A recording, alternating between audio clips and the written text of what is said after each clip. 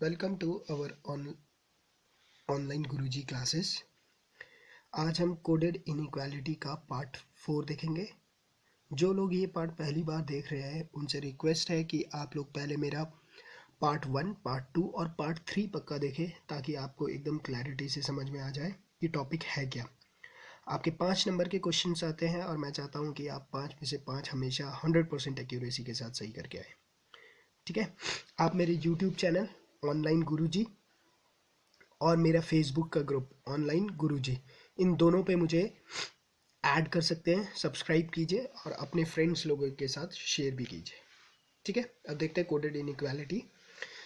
Coded inequalities में आपको क्या होगा, जो रिलेशन होगा ये कुछ कोड्स के फॉर्म पे दिया होगा। सबसे पहले तो आपको इन्हें डिकोड करना होगा, उसके बाद क्वेश्चंस को डिकोड करके फिर हम उसे देखेंगे कैसे डिकोड करके फिर कैसे उसे आगे हम सॉल्व करते हैं। ठीक है, अब देखते हैं कैसे डिकोड करते हैं। बोलता है P copyright Q. P copyright Q का मतलब क्या है? P is not greater than Q, मतलब P Q, P is not greater than Q, इसका मतलब पी क्यू से बड़ा नहीं है। इसका मतलब क्या है? पी क्यू से छोटा है और या तो पी क्यू के बराबर है। तो इसका मतलब यहां से मैंने क्या डिकोड कर लिया कि जो कॉपीराइट है उसका मतलब क्या है? लेस देन और इक्वल टू। सेकेंड ऑप्शन देखते हैं, हैश। इसमें क्या बताता है पी और क्यू के बीच में रिलेशन? ये बोलता है P is neither greater nor equal to Q. P Q से बड़ा भी नहीं है और क्यू के बराबर भी नहीं है। इसका मतलब क्या हुआ? पी क्यू से छोटा है। तो मेरा हैश किस पे डिकोड हो गया? लेस देन पे। एट द रेट को देखते हैं यहां कैसे डिकोड हुआ है।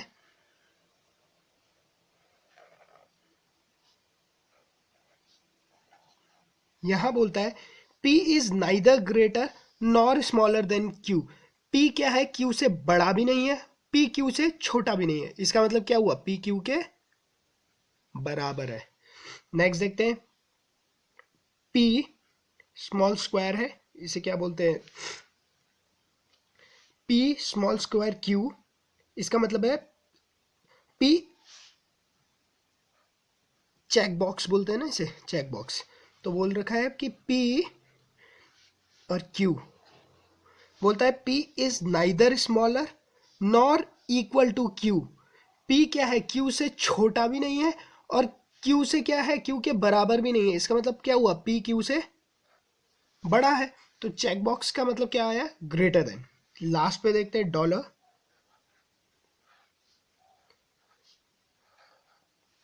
डॉलर में बोलते हैं P is not smaller than Q। P Q से छोटा नहीं है। तो इसका मतलब P क्या है? Q से बड़ा है और बराबर भी हो सकता है। तो ऐसे सबसे पहले आप लोगों ने डिकोड कर लिया।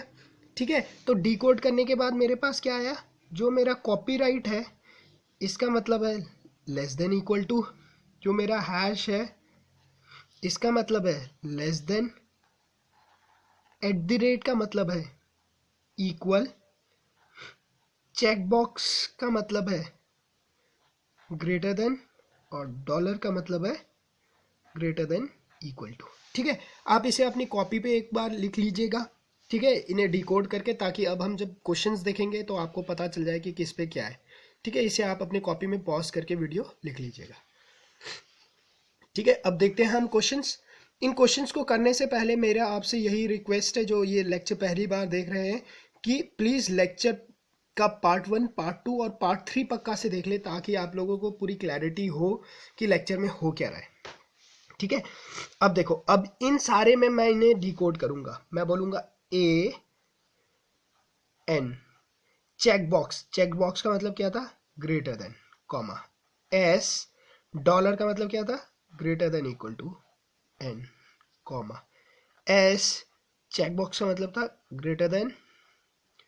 डब्ल्यू, कॉपीराइट का मतलब था less than equal to R, और ये क्या हो जाएगा? आर, डॉलर का मतलब था greater than equal to A. S, check box का था greater than A. S greater than R, W copyright less than equal to A. तो अब इस क्वेश्चन को जो कि कोडेड फॉर्म में था, मैंने क्या कर लिया, सबसे पहले इन्हें डिकोड कर लिया। ठीक है, अब डिकोड करने के बाद अब आपने पढ़ा ही है लेक्चर 1 और लेक्चर 2 और लेक्चर 3 में सारे केस आपने देखे ही हुए हैं कैसे किसे अप्रोच करना है। चलो अब यहाँ पर उसे लगाते हैं जो हमने अभी तक पढ़ा हुआ है। ठीक है, मुझे आर से ए तक मूव करना है और हर बार मेरा क्या होना चाहिए, इक्वल टू साइन होना चाहिए।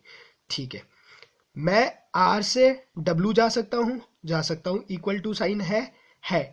डब्ल्यू से मैं एस जा सकता हूँ, नहीं जा सकता। डब्ल्यू से मैं कोई और लिंक पे जा सकता हूँ, नहीं जा सकता। इसका मतलब ये क्या है मेरा, रॉन्ग। अब देखते हैं, एस से आर तक जाना है मुझे। देखो, एस से एन तक जा सकता हूँ, इक्वल टू साइन भी आया हुआ है, ध्यान रखना ये भी, क्योंकि सारे में कहीं इक्वल टू साइन ना आ जाए। एस से एन में मैं जा सकता हूँ। ठीक है, मुझे कहां तक जाना है, एस से आर तक जाना है ना। ओके, देखो यहाँ देखो, सीधा इस वाले से जाओ। एस से मैं डब्ल्यू में जा सकता हूँ। डब्ल्यू से मैं आर जा सकता हूँ, नहीं जा सकता। इसका मतलब एस से मैं आर नहीं जा सकता है। एस से ए तक जाना है मुझे।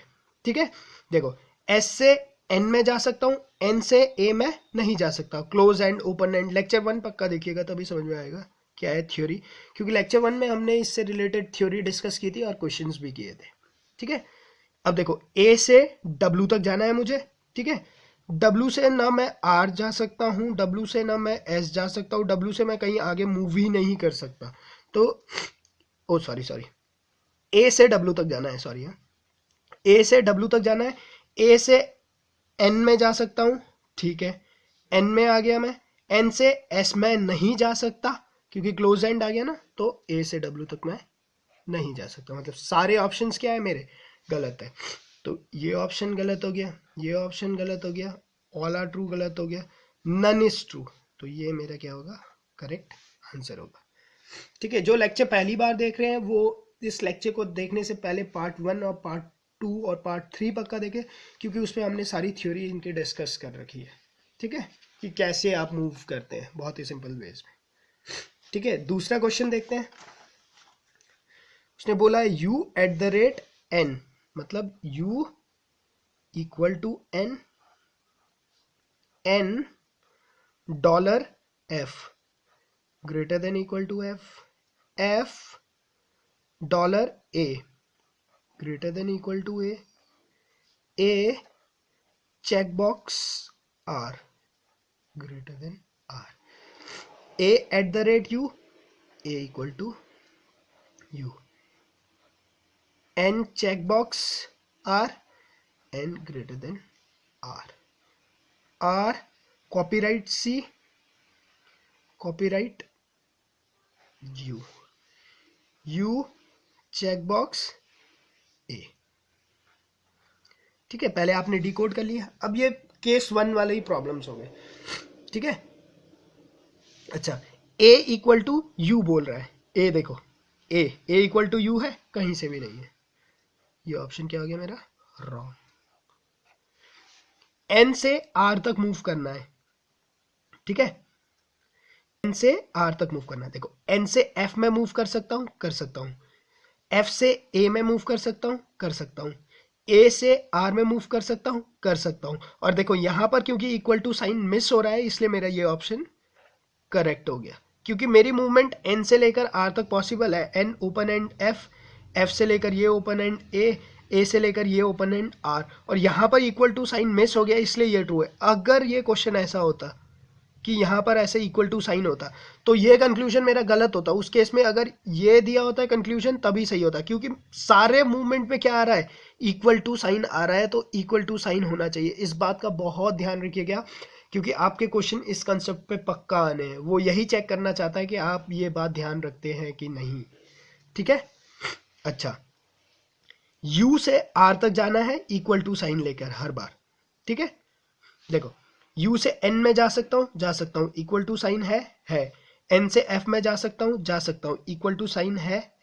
f से a में जा सकता हूँ, इक्वल टू साइन है। a से r में जा सकता हूँ, इक्वल टू साइन है नहीं है, इसलिए ये क्या हो गया, गलत हो गया। क्योंकि मैंने आपको बताया था कि अगर इक्वल टू साइन है तो हर स्टेप में इक्वल टू साइन होना चाहिए, और अगर इक्वल टू साइन नहीं है तो किसी एक स्टेप में तो इक्वल टू साइन मिस होना चाहिए।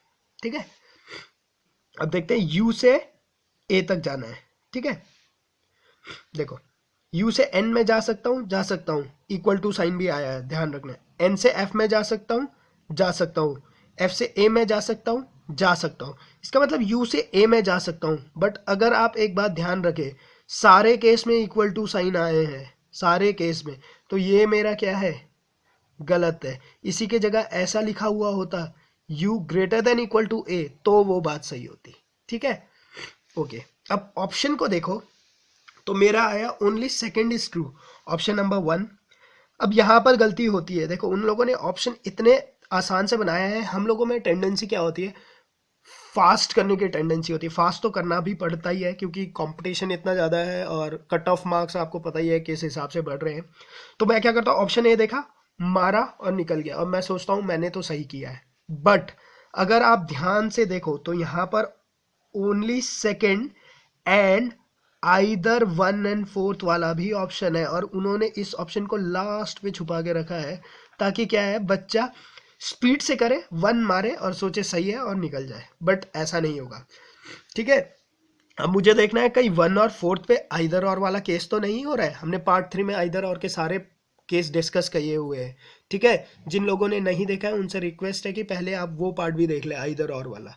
ठीक है, अगर मैं देखूं अब तो आइदर और 1 और 4th वेरिएबल्स जिनके बीच में कंपैरिजन होना चाहिए सेम होना चाहिए। ठीक है, मैं इसे ऐसे लिख सकता हूँ u इक्वल टू ए और u ग्रेटर देन ए। पहला कंडीशन सेटिस्फाई कि भाई वेरिएबल तो मेरे दोनों वेरिएबल क्या है, सेम है, u a। अच्छा, सेकंड कंडीशन क्या होना चाहिए था, सेकंड कंडीशन होना चाहिए था कि मेरे दोनों कंक्लूजन गलत होने चाहिए थे, दोनों कंक्लूजन गलत भी है। ठीक है, थर्ड कंडीशन मैंने बोला था, अब मुझे देखना है u और a के बीच में कोई रिलेशन तो नहीं स्टैब्लिश हो रहा है। अच्छा, u और a के बीच में मैं रिलेशन निकालने की कोशिश करता हूँ। u से n में जा सकता हूँ, n से f में जा सकता हूँ, f से a में जा सकता हूँ, इसका मतलब u से a में जा सकता हूँ।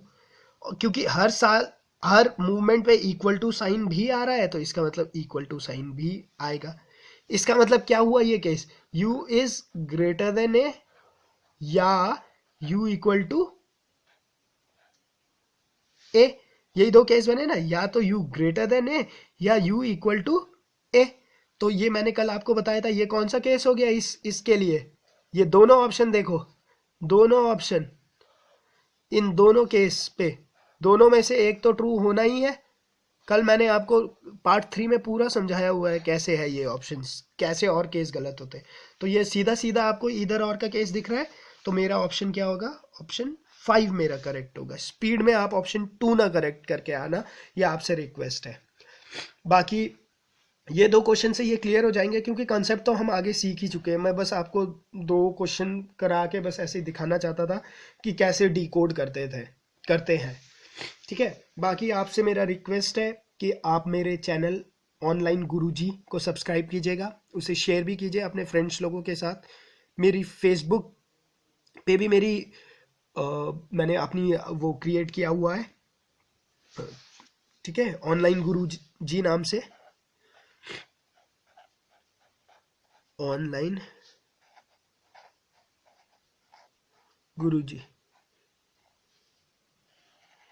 नाम से मैंने कम्युनिटी क्रिएट किया हुआ है। आप उसे ज्वाइन कीजिए, उसमें और भी स्टूडेंट्स हैं। आपको कोई भी, आज हमारा इनइक्वालिटी का चैप्टर ख़त्म भी हो गया यहीं पर, आप इसे प्रैक्टिस कीजिए, अलग अलग बुक से प्रैक्टिस कीजिए, मैगजीन से प्रैक्टिस कीजिए। अगर आपको किसी भी क्वेश्चंस पे कोई प्रॉब्लम आता है तो आप वहाँ जाके ऑनलाइन गुरुजी फेसबुक पे जाके पोस्ट कीजिए।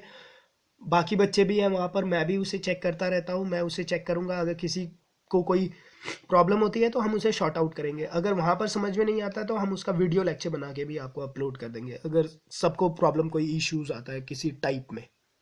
ठीक है, बाकी ये लेक्चर ख़त्म हो गया। अब इसके बाद हम एक मैथ्स का लेक्चर देखेंगे। ठीक है, बाकी अब रिसेंटली LICAAO का ही पेपर आने वाला है आपका, बाकी कोई पेपर ऐसा है नहीं। ठीक है, इसके बाद मैथ्स का लेक्चर देखेंगे और मैथ्स का लेक्चर स्टार्ट करेंगे, साथ में रीजनिंग पे हम सर्कुलर अरेंजमेंट और पजल्स को देखेंगे। ठीक है, स्टार्ट हम सिंपल एक लाइन वाले से करेंगे ताकि वहीं से आपको क्लैरिटी बने कि कैसे हम अप्रोच करते हैं। ठीक है, आजकल जो इस बार का पेपर हुआ था, मुझे रिव्यू मिले थे कि बहुत ज़्यादा पजल्स क्वेश्चंस पूछे गए थे, तो आप उसके लिए कोई टेंशन ना लीजिए। ठीक है, 2 महीने के अंदर हमारा सारा रीजनिंग और मैथ्स लगभग कवर ही हो जाएगा। ठीक है, और बहुत सिंपल है, आप प्रैक्टिस कीजिए मेरे साथ। ठीक है, आप लोगों का सिलेक्शन पक्का हो जाएगा। Thank you.